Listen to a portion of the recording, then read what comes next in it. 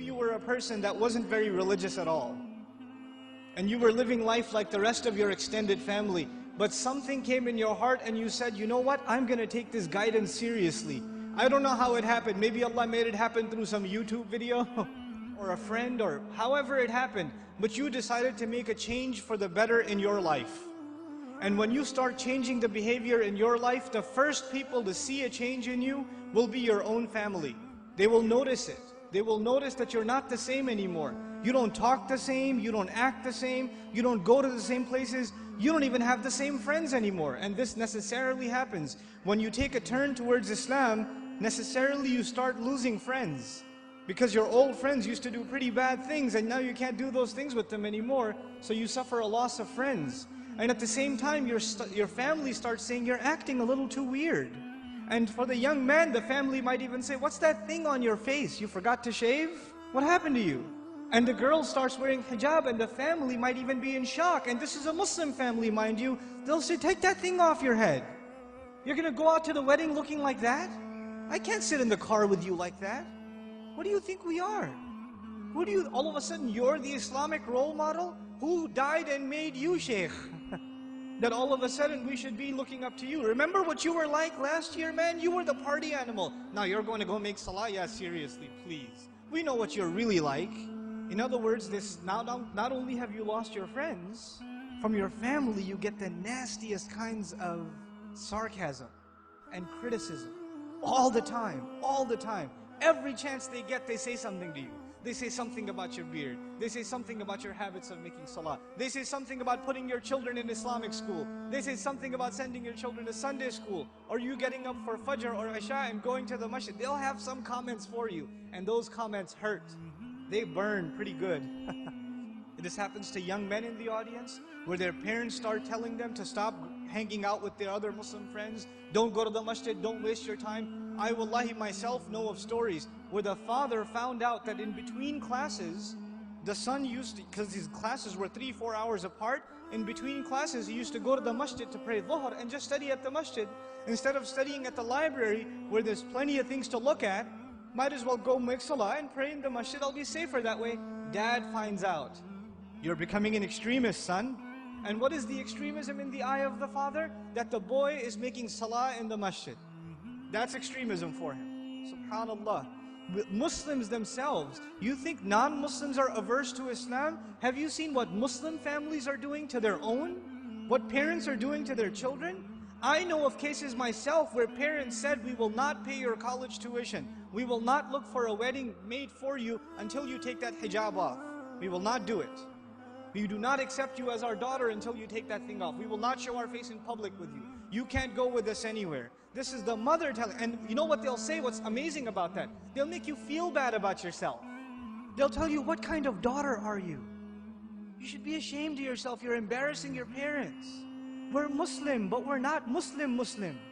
We're not those kind of Muslims. That's not how we do things in our family. That's what they'll say. Our family is different. We don't do things like that in our family. That's those masjid people. Don't be like those masjid people. That's what they'll say. And you know what's amazing about that? If you look at a portrait of your great-grandparents from back in the day, good old great-grandpa's got a big old beard and you can't even see grandma's face. So who's being true to the family and who's an embarrassment to the family? See, this is Muslim families today. And you're in the midst of all of this. And you know what happens? Because you've made a decision to turn towards Islam, if an enemy of Islam came to you and said, abandon your religion, you'd say, oh yeah? I'm going to be even more committed. You would become energized in your zeal for the religion when the enemy attacks Islam. We'd get even more fired up. Muslims get fired up in the craziest of ways. Somebody draws a cartoon about the Messenger ﷺ and Muslims go crazy and they'll burn some other guy's car up or break somebody else's because they're really angry. But we get fired up when something happens, something questions the dignity of our religion, even if it makes sense or doesn't make sense. But when your own family comes and says, look, I love you, I'm worried about you, I don't want you to become this way. This is the way of the people who fail out of college, who don't have a career, who have miserable lives.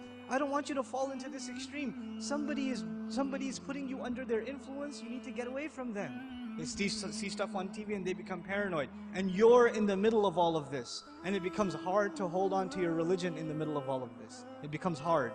Because it's not the enemy of Islam that's pulling you away. Who's pulling you away? Your own family, your own parents, your own husband, your own wife, your own brother, your own cousins, your own in-laws. They're the ones pulling you away. So how do you deal with that? The most inappropriate response to this pressure is anger. And you know what? That is the most common response too. Your parents start yelling at you for growing the beard, and you're a young, hot-blooded guy. What do? Oh yeah? It's the sunnah. You can't tell me what to do. You're following culture, and I'm trying to follow Islam, and you slam the door in their face. Way to go. Because that's what Allah wants you to do, yell back at your parents. And they're just they're talking about your beard. What was Ibrahim's father talking about, alayhi salam? Was he talking about something small or something big? Go make sajda to idols, boy. And does he lose his cool? Does he get angry? We have to learn how to be with our parents. Even when they call you away from deen, it doesn't matter if they're Muslim or not. وَإِن جَاهَدَاكَ عَلَىٰ أَن تُشْرِكَ بِي مَا لَيْسَ لَكَ بِهِ عِلْمٌ فَلَا تُطِعْهُمَا وَصَاحِبْهُمَا فِي الدُّنْيَا مَعْرُوفًا وَاتَّبِعْ سَبِيلَ مَنْ أَنَابَ إِلَيَّ ثُمَّ إِلَيَّ مَرْجِعُكُمْ فَأُنَبِّئُكُم بِمَا كُنتُمْ تَعْمَلُونَ. Allah Azza wa Jal tells us, if they struggle against you to make you follow what they themselves have no knowledge of, don't obey them, while at the same time accompanying them in the most dignified fashion. Obeying them is separate, respecting them is separate. Just because you didn't obey them for the sake of Allah, when it came to matters of halal and haram, or when it came to matter of iman and shirk, or kufr, just because you didn't obey them does not give you the right to get angry at them. You can't.